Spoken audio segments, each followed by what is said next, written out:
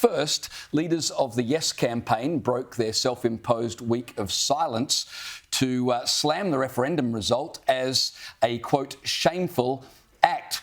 Any thought that perhaps the week of silence was for self-reflection was quickly dissipated at the weekend when Indigenous leaders launched a scathing letter to parliamentarians saying the vote against the voice was racist and ignorant and appalling.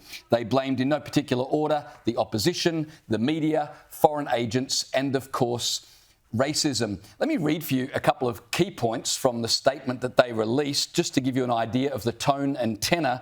They said, and I quote, "We feel acutely the repudiation of our peoples and the rejection of our efforts to pursue reconciliation in good faith." That's an interesting statement, since the No campaign was led by two of the most prominent Indigenous people in the country, Jacinta Price and Warren Mundine. It wasn't a repudiation or a rejection of Indigenous people. It was a repudiation of politicians who said, just give us the authority and we'll work out the details later. It was a rejection of celebrities and corporate types who bullied us into voting yes, otherwise we were bad people. And it was certainly a repudiation of a model which many people didn't believe would deliver what it promised, but it wasn't a rejection of reconciliation or Indigenous people. Then they went on to write this, that people who came to our country in only the last 235 years would reject the recognition of this continent's first peoples on our sacred land, which we cared for and nurtured for more than 65,000 years, is so appalling and mean-spirited as to be utterly unbelievable a week following. Well, I don't know about you, but I don't know anyone who's lived here for 235 years, let alone 65,000 years. I've lived here 52 years. My kids have lived here 18 years. Does that make me more Australian than them?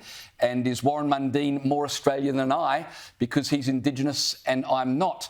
But then they said this, Australia is our country. It is the legitimacy of the non-Indigenous occupation in this country that requires recognition, not the other way around.